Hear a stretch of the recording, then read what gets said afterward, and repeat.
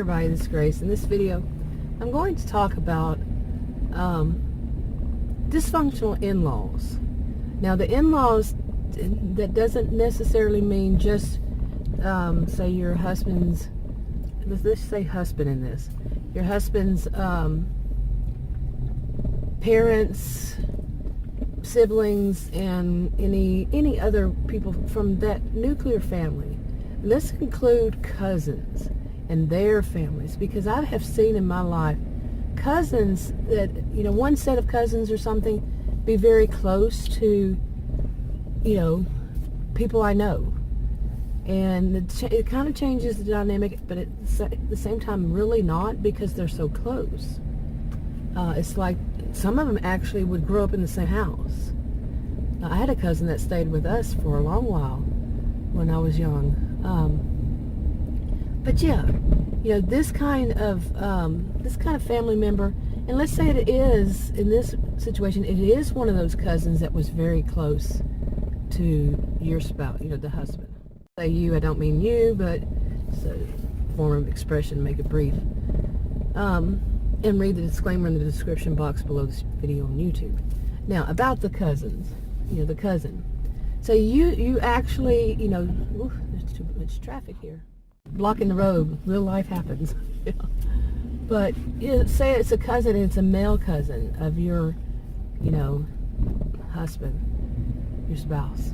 And you think that that person's your age, and you think you have a pretty good relationship with this person, this cousin. You always talk about things, and, like a friend would, okay? You're friendly, you're just friendly with all the family. You think all the family's okay. And you're newly, pretty much newly married, or you haven't met them before. That could be, something, but you're still young. And you haven't met that cousin or something before. And then when you do, you feel like you have a bond with most of the family. But as the time goes by, you realize you were wrong. You realize, I shouldn't even say you were wrong, because that sounds too much like blaming the victim.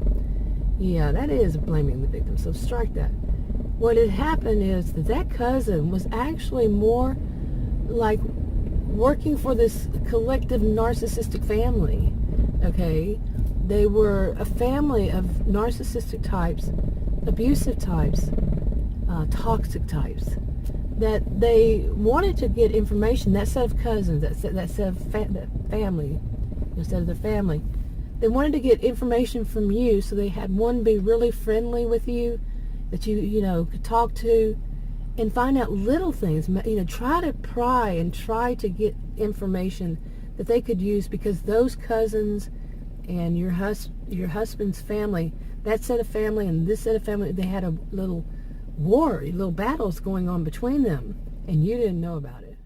I said a lot in that. But think about it. Two sides of a family. The fathers were brothers, or the mothers were sisters, or some kind of thing like that.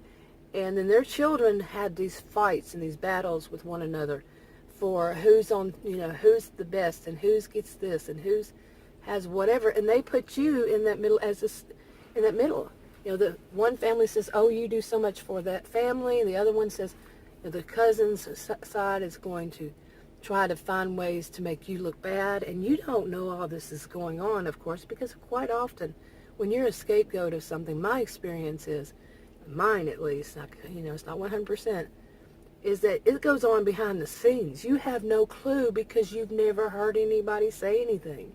You're not being told. There's nothing.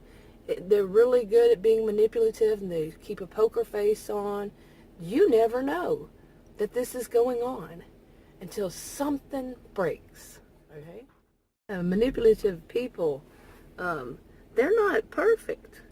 So it's like something happens, and you know that you are the only person who said something to one of them, okay, about something. So you know where the source, who is the source, and it's that cousin that, your husband's cousin that you thought you had a good relationship with. So then things start to unfold, or it might not even be that. It could be that cousin one day, your husband's cousin, suddenly decides to clue you in that they didn't really like you. Seriously. They're just trying to get information. Something like that happened to me, by the way, yeah. They, a family member who, or his family member, who suddenly decided to own up to something. Yeah, that can happen. Something cute. This little baby in this stroller reached up and gave, I guess it's the dad or maybe the grandfather, a piece of candy or something. It was cute. It was really cute. But anyway, where was I? So that kind of thing can happen where it's the in-laws who are, trying to destroy one family, trying to destroy, one side trying to destroy or to take down the other side. And it could just have been a childhood, wars between them, especially if they like I said, lived together or grew up in the same house along this line. And you're getting involved, you're getting pushed in that middle there, or just put in an uncomfortable position. You're angry because you were lied to. You were used for their manipulation game. Now, you go through all that, and then what if your spouse has an attitude that he does not, like I said, in this case it's he does not want to say anything bad about even that side. Yeah, why would he do that? There are plenty of reasons why he would do that, including that, the sociobiologists might say because of the bond, and I'm not too thrilled with sociobiology, but there is that bond. There's always that pullback, according to many sociobiologists, that there's always that pullback to your family line, bloodline, to keep it basically to make this very short theory is to keep the bloodline going. So there's always that pullback. Now, I don't agree with that so much because we do have brains.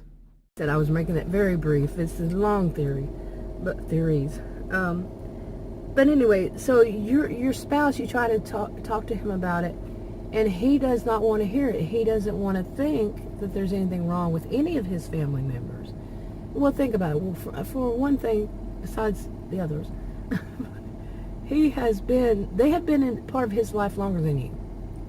Okay, there's also that bond, and I'm not making excuses at all for him because he's wrong, in my view. He is totally wrong to see them over you. But in a way, you can a bit understand it. That bond, that unless you had a really dysfunctional family and you don't have that bond. And even though he has a dysfunctional family and he still has that bond. And don't we all know how that bond can be, so tight that it's hard to break free from it, really. Mine is not an advice channel, and nobody should be giving, in my view, should be giving any kind of advice on a video. Mine is not advice, mine is not counseling, none of that. Like I said, read the disclaimer. But to me, what I would do, if I, ever ran across a situation where, I'm married, I was married, but, to be married and see this kind of thing and it be very hurtful, harmful to you, and not getting that support from your spouse. Now, what I would do, and I cannot tell anybody what to do, really seriously, is go to a counselor. Seriously, it would be go to a counselor, a licensed professional counselor.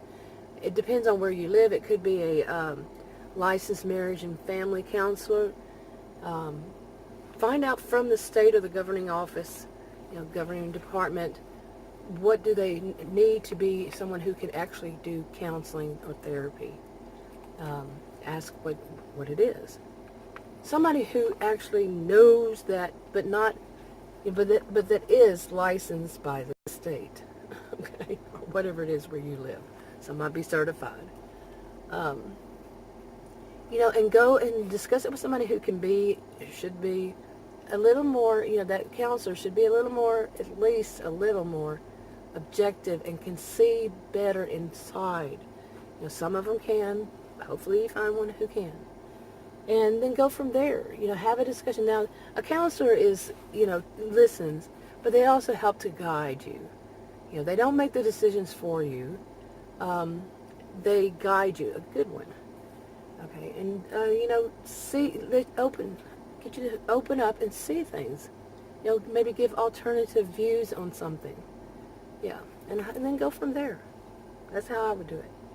Anyway, I'm wrapping this up. I think I'm losing my voice. If you want to subscribe to this channel, click the circle. If you want to watch another video on this channel, click on the rectangles. Like, subscribe, comment, and share if you would, and I'll talk to you on another video. Bye.